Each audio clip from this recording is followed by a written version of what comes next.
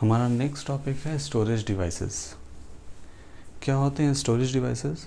Storage devices होते हैं, storage devices का यूज़ किया जाता है हमें अपने डेटा या इंफॉर्मेशन को स्टोर करने के लिए। हमारे डेटा या इंफॉर्मेशन को स्टोर करने के लिए स्टोरेज डिवाइसेस का हम यूज़ करते हैं।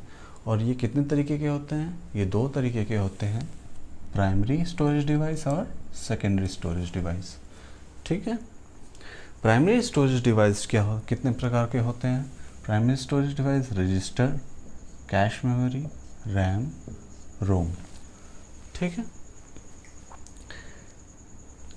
रैम के दो क्लासिफिकेशन होते हैं, static RAM, dynamic RAM. Even ROM के तीन क्लासिफिकेशन होते हैं, P ROM, E ROM, double E P ROM. और उसके बाद हमारे पास आती है सेकेंडरी स्टोरेज। सेकेंडरी स्टोरेज किसे बोलते हैं? सेकेंडरी स्टोरेज में ये सारी चीज़ें आती हैं, जैसे कि magnetic tape, magnetic disk. Magnetic disk में दो चीज़ें हैं, hard disk, floppy disk. Optical disc में क्या है? CD, DVD, blu ray disc, holography versatile disc.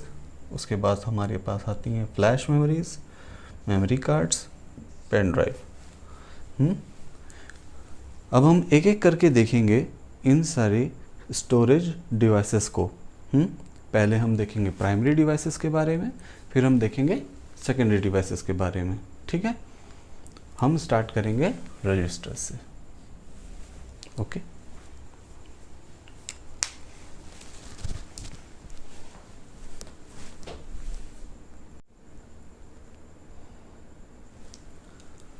सो रजिस्टर्स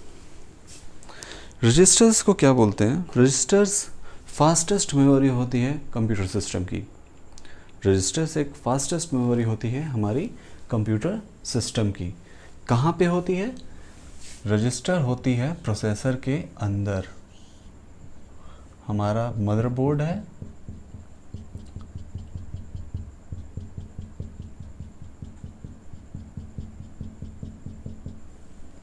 सपोज हमारा एक मदरबोर्ड है, उसमें लगी होती है एक माइक्रो प्रोसेसर आईसी।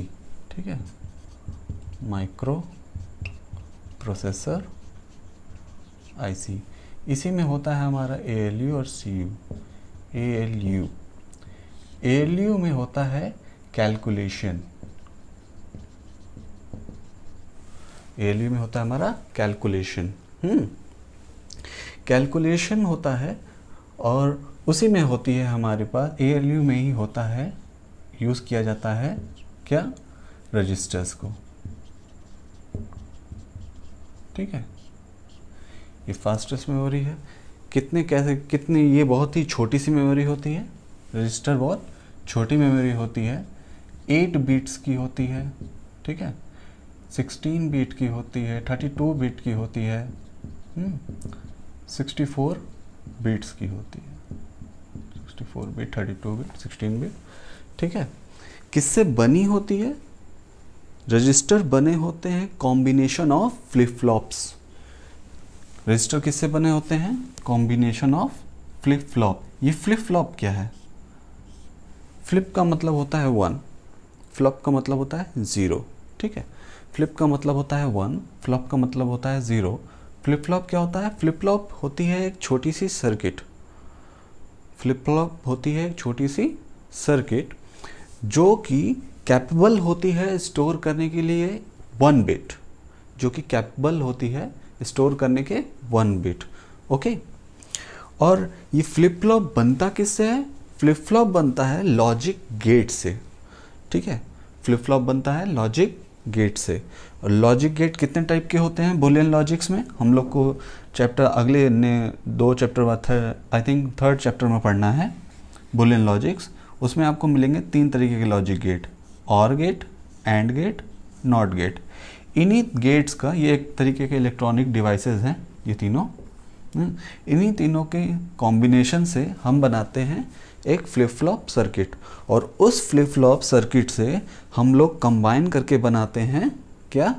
रजिस्टर्स। और उन रजिस्टर्स को यूज़ करते हैं किसमें, ALU में। किस लिए, कैलकुलेशन करने के लिए। क्यों, क्योंकि कैलकुलेशन ALU के अंदर हो सबसे फास्ट हो सके, और ALU कहाँ है, CPU के अंदर। और CPU क्यों, CPU सबसे फास्ट होता है, ठीक है, CPU सबसे फास्ट होता है। ओके, तो यही था हमारे पास रजिस्टर के बारे में। ये रजिस्टर एक फास्टेस्ट मेमोरी होती है। कहाँ होती है, ALU में। ALU कहाँ होता है, प्रोसेसर में। ये सबसे छोटी मेमोरी होती है। ये एक बहुत छोटी मेमोरी होती है, सबसे नहीं, एक छोटी मेमोरी होती है। 8 बिट, 32 बिट, 64 बिट में पाई जाती है। किससे बनी होती है, कॉम्बिनेशन ऑफ फ्लिप फ्लॉप से बनी होती है। फ्लिप का मतलब होता है 0 और फ्लॉप का मतलब होता है, फ्लिप का मतलब होता है 1 और फ्लॉप का मतलब होता है 0। ओके, फ्लिप फ्लॉप किसे बोलते हैं, फ्लिप फ्लॉप होती है एक सर्किट। फ्लिप फ्लॉप होती है एक सर्किट जो कि स्टोर कर सकती है 1 बिट। ओके, और ये फ्लिप फ्लॉप बनता किससे है, फ्लिप फ्लॉप बनता है लॉजिक गेट से। ठीक है, तो ये था हमारा रजिस्टर। ओके, अब हम मूव करते हैं कैश मेमोरी पर। ओके,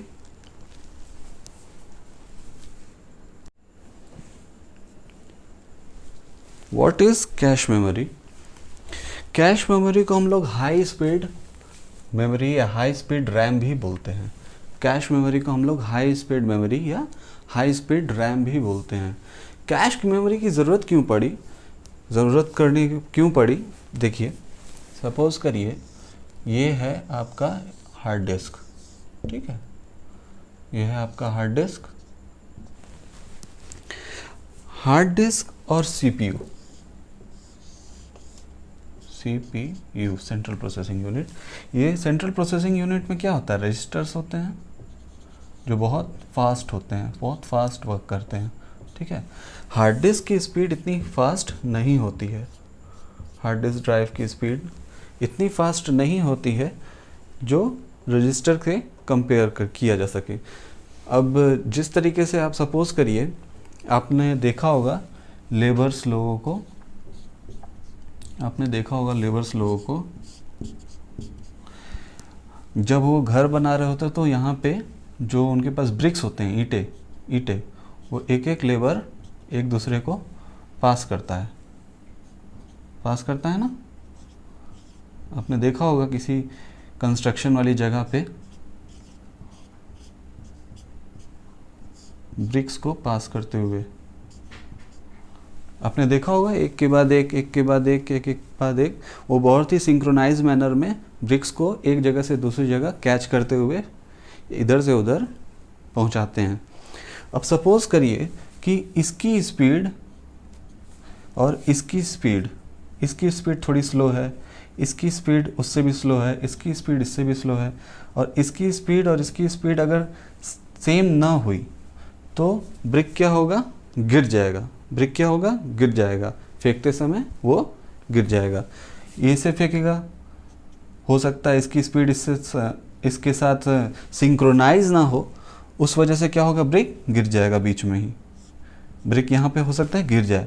तो उसी तरीके से कंप्यूटर में क्या होता है, कंप्यूटर में स्पीड का बहुत प्रॉब्लम होती है। स्पीड में क्या प्रॉब्लम होती है कि रजिस्टर होते हैं CPU में, और हार्ड डिस्क होता है मेमोरी अलग से, हार्ड डिस्क सेकेंडरी स्टोरेज में होता है। ठीक है, हार्ड डिस्क की स्पीड इतनी नहीं होती है कि वो CPU की स्पीड को सिंक्रोनाइज या मैच कर सके। तो वो क्या करता है, वो लगाता है CPU और हार्ड डिस्क के बीच में एक फास्ट मेमोरी, जिसे हम लोग कहते हैं रैम। ठीक है, हार्ड डिस्क और रैम CPU के बीच में एक फास्ट मेमोरी लगाई जाती है जिसे हम लोग बोलते हैं रैम। ठीक है, अब हार्ड डिस्क से कोई भी प्रोग्राम आता है रैम में, ठीक है, रैम में आता है। अच्छा, रैम की स्पीड और CPU की स्पीड अभी भी इतनी फास्ट नहीं होती है कि दोनों की स्पीड मैच हो जाए।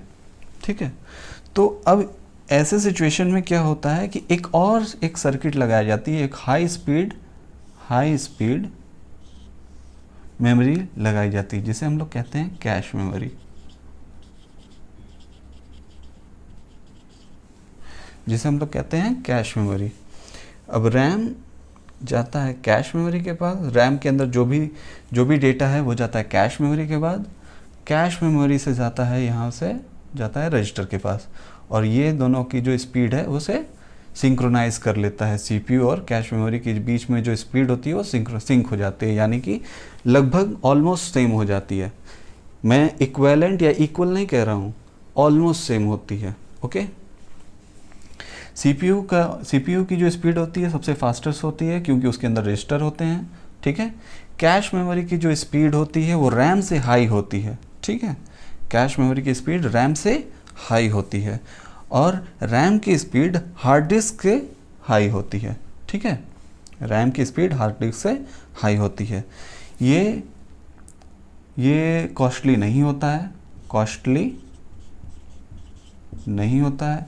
ये इससे ज़्यादा कॉस्ट, रैम हार्ड डिस्क से ज़्यादा कॉस्टली होता है, हार्ड डिस्क से ज़्यादा कॉस्टली होता है।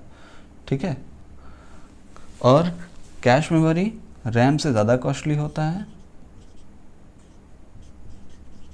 सीपीयू के रजिस्टर से ज़्यादा कॉस्टली नहीं होता है, सीपीयू के रजिस्टर से ज़्यादा कॉस्टली नहीं होता है। ओके, सबसे ज़्यादा कॉस्टली कौन होता है? रजिस्टर्स, फिर सीपीयू में फिर कैश मेमोरी सबसे ज़्यादा कॉस्टली होती है, फिर रैम होती है, फिर हमारी हार्ड डिस्क होती है। ठीक है, आया समझ में? तो कैश मेमोरी का क्या काम है? रजिस्टर की स्पीड और रैम की स्पीड मैच नहीं हो पाती है, इस वजह से हम बीच में क्या लगाते हैं?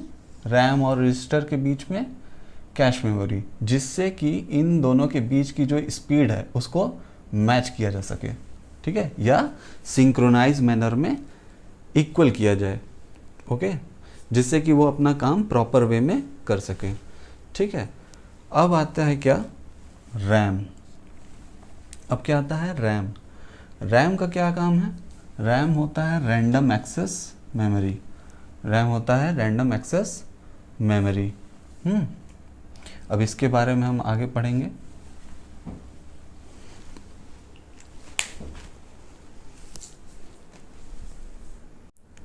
रैम, रैंडम एक्सेस मेमोरी क्या होती है? ये एक तरीके की प्राइमरी मेमोरी होती है, जो कि यूज़ की जाती है रियल टाइम में जो भी एप्लीकेशन चल रहे होते हैं उनको स्टोर करने में। फॉर एग्ज़ाम्पल, आप समझिए कि आपके पास एक हार्ड डिस्क है, हार्ड डिस्क में एक गेम है, हार्ड डिस्क में एक गेम है 2 GB का, और उसे आपने एग्जीक्यूट यानी कि स्टार्ट किया, तो आपके पास है एक 4 GB का रैम। ये 2 GB की मेमोरी आ जाएगी रैम में, और जब तक आप गेम प्ले कर रहे होंगे, तब तक वो मेमोरी, वो जो गेम है तब तक रैम में रहेगा। किस में रहेगा? रैम में। तो हम जो खेल रहे हैं, गेम को हम लोग खेल रहे हैं, तो वो क्या है? रियल टाइम है हमारा, हम उसे प्रोसेस कर रहे हैं रियल टाइम में, तो वो किस में स्टोर रहेगी? रैम में। तो रैम किस लिए यूज़ होता है? रियल टाइम में जो भी एप्लीकेशन हम यूज़ कर रहे होते हैं उसको स्टोर करने के लिए रैम क्या होता है? यूज़ किया जाता है, random access memory. Okay, RAM के 2 सब कैटेगरीज होते हैं। क्या होते हैं? Static RAM, static random access memory, और दूसरी होती है dynamic RAM, dynamic random access memory. Static RAM क्या होती है? ये एक तरीके की फास्ट रैम होती है। ठीक है, ये जो टेक्नोलॉजी है बहुत ही कॉस्टली होती है, ये कैश मेमोरी में भी यूज़ की जाती है। कैश मेमोरी में भी स्टैटिक रैम का जो टेक्नोलॉजी है वो कैश मेमोरी में भी यूज़ किया जाता है। ओके, और इसके अंदर यूज़ किया जाता है 6 ट्रांजिस्टर्स। क्या यूज़ किया जाता है? 6 transistors to store a bit. एक बिट को स्टोर करने के लिए 6 ट्रांजिस्टर्स का यूज़ किया जाता है। अब आप पूछेंगे सर ये ट्रांजिस्टर क्या है? ये सर ट्रांजिस्टर क्या है? ट्रांजिस्टर एक तरीके का सेमीकंडक्टर डिवाइस है। ट्रांजिस्टर एक तरीके का सेमी कंडक्टर डिवाइस है। सेमी कंडक्टर मीन्स सेमीकंडक्टर कुछ ऐसे इलेक्ट्रॉनिक डिवाइसेस होते हैं, या सेमीकंडक्टर कुछ ऐसे एलिमेंट से बने होते हैं जो कुछ स्पेसिफिक टेम्परेचर के ऊपर जाने पर कंडक्टर का काम करते हैं और नीचे रहने पर इंसुलेटर का काम करते हैं, इंसुलेटर्स का काम करते हैं। ठीक है,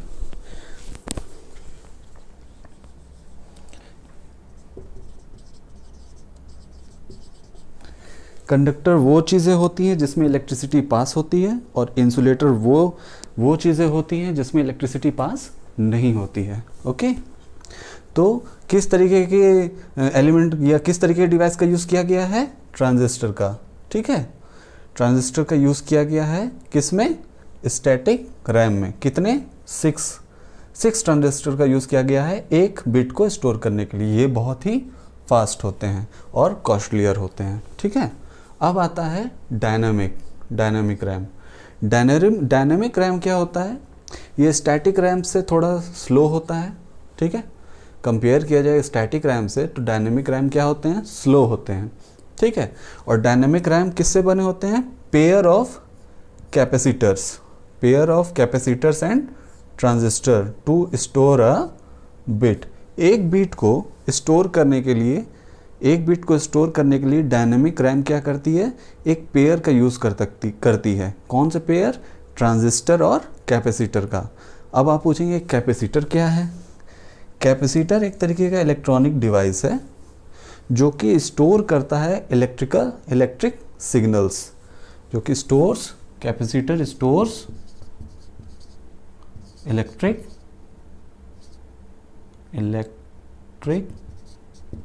सिग्नल।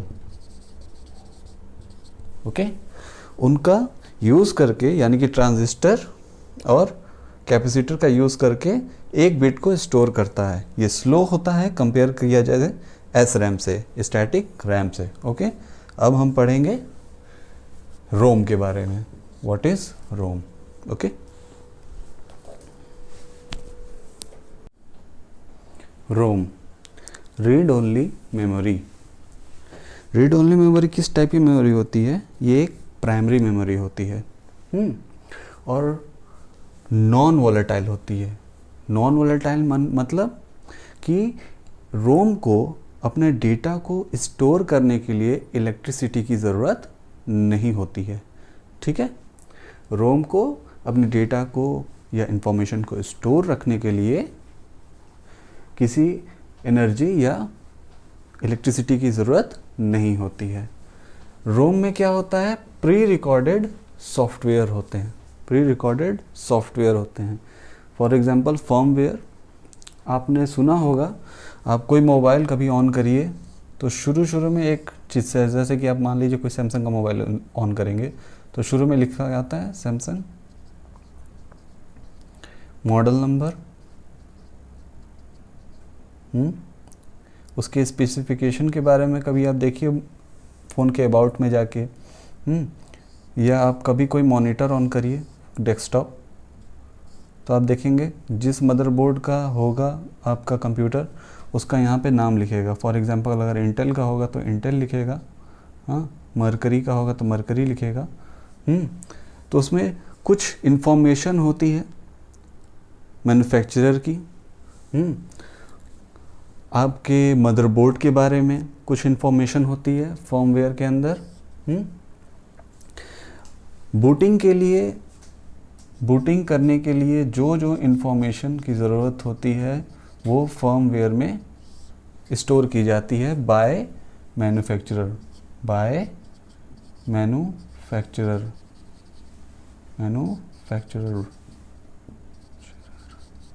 ये बूटिंग क्या होता है? बूटिंग जब कंप्यूटर ऑन होता है तो हार्ड डिस्क से सारी चीज़ें लोड होके जाती हैं रैम में।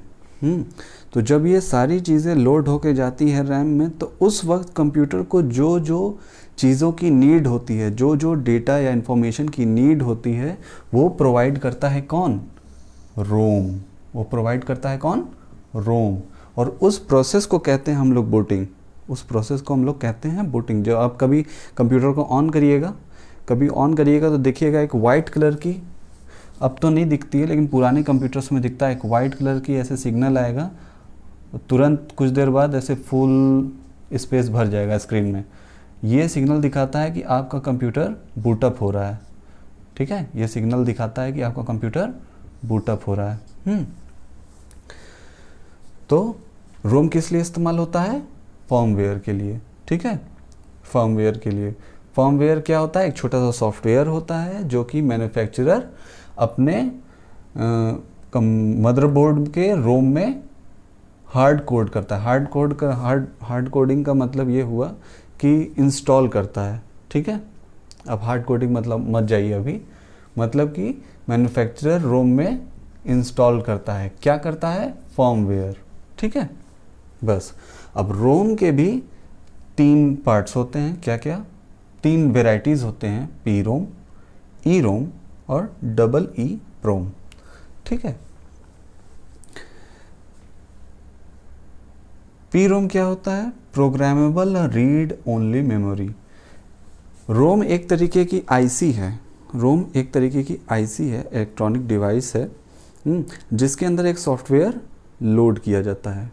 किसके द्वारा? मैन्युफैक्चरर के द्वारा। ठीक है, अच्छा, एक बार जब ये सॉफ्टवेयर लोड हो जाता है तो उसे डिलीट नहीं किया जा सकता। ठीक है, उसे डिलीट नहीं किया जा सकता है अगर वो पी रोम की कैटेगरी में आता है। अगर वो पी रोम की कैटेगरी में आता है, यानी कि programmable read only memory. Okay, अब इसी में एक दूसरा वेरिएंट है रोम का, उसे कहते हैं ई प्रोम। उसे कहते हैं E PROM, erasable programmable read only memory. यानी कि इसके अंदर, इस रोम के अंदर अगर कोई प्रोग्राम इंस्टॉल किया गया है, यानी कि फर्मवेयर इंस्टॉल किया गया है, तो उसको इरेज कर सकते हैं। उसको इरेज कर सकते हैं कैसे? अल्ट्रावायलेट लाइट उसके ऊपर डायरेक्ट की जाती है और उससे उसके डेटा को इरेज किया जा सकता है।